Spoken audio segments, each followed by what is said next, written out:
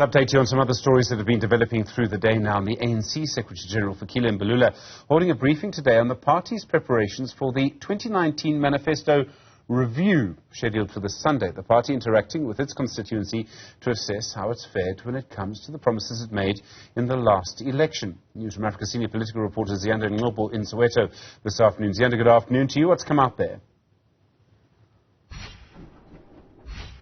Good afternoon, Stephen. So the ANC is saying it's going to be doing things a little differently this time around. You'll know that they usually launch their manifesto, and during that period is when they sort of do a review. This time around, the party is saying that they want to dedicate specific time towards reviewing its gains, its losses, its obstacles, and what it hasn't been able to achieve, and engage with its ANC constituencies across the country, kicking it off here in Soweto this Sunday at the Dobsonville Stadium. I want to bring in now the national spokesperson, Mahlengi Bhengu, because when we look at the statements of the Secretary General, who had to, of course, leave due to other engagements, he makes a lot of concessions around issues that South Africans continuously complain about: potholes, load shedding, the cost of living, all of which have happened during the tenure of President Cyril Ramaphosa. No, absolutely. We are coming here in Dobsonville Stadium in Soweto on the 3rd, on Sunday. One of the things that we're going to speak in a whole lot more detail, Ziyanda, is about those specific issues that you're talking about. What have we done in terms of the transformation of the economy? What are the things that are still outstanding? How have we fared in relation to the 102 commitments that we say we want to account for the successes as the ANC in relation to those? You spoke about cost of living. You spoke about how we're managing the inflation. I mean, we can see that some of the research reports point to some upward swing.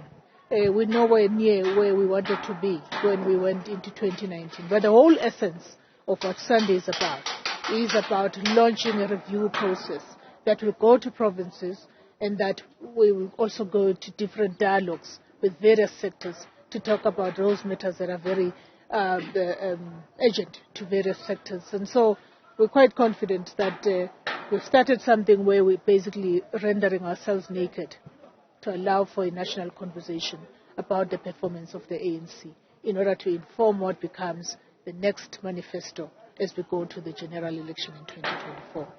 Why should South Africans give the ANC a second chance when, just as recently as yesterday, we heard from your ANC deployees in the government communicating in really, some would say, bizarre ways about what happened in Marshalltown? The minister and the presidency saying that it's not government's responsibility to provide housing for illegal migrants. That's not what the Constitution says.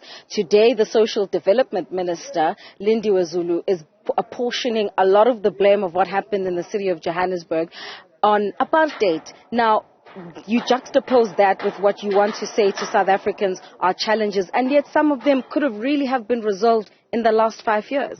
Well, I will say two things, Ziyanda, to your question. The first one is that we will engage with our deployees to ensure that there's coherent messaging.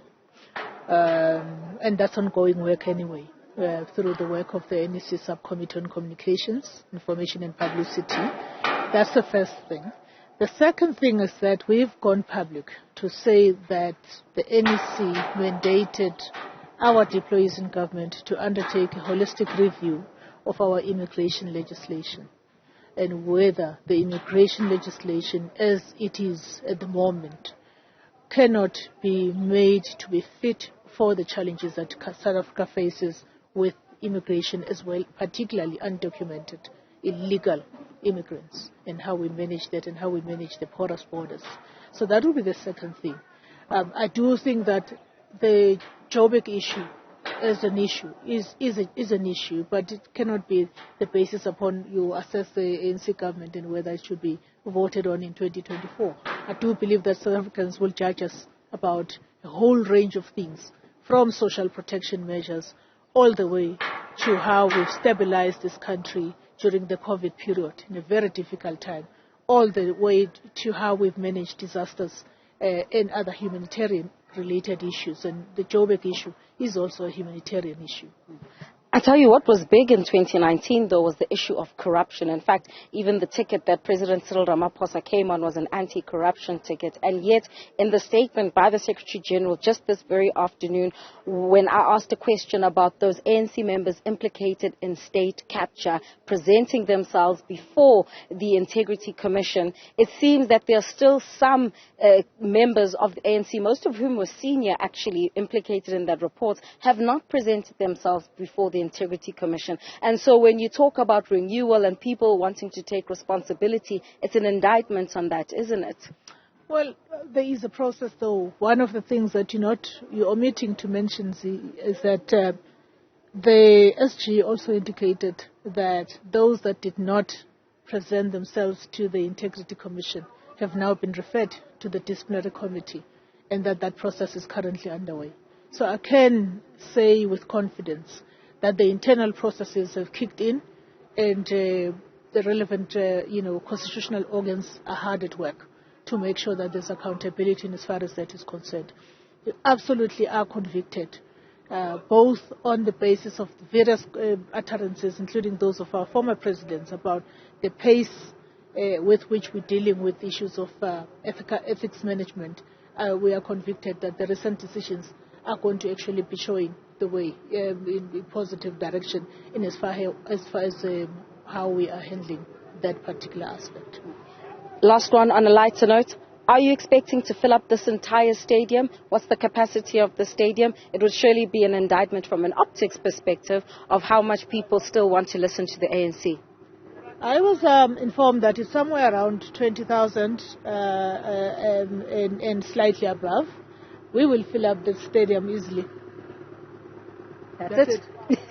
All right, Mahlengi Bhengu speaks on behalf of the African National Congress. Stephen, there's going to be plenty of issues to unpack as we edge closer to Sunday and even beyond. I mean, they say it's not the launch of the election campaigning. I disagree slightly. Of course, when you start reviewing the previous manifesto, you're actually laying yourself bare to, if you're going to be honest and genuine about it, about what you have achieved and what you haven't achieved. And, we'll gauge a sense of the sentiments of the people of Dobsonville, at least, who are in Soweto, of course, knowing the issues around load shedding and electricity outages, what they'll have to say come the 3rd of September.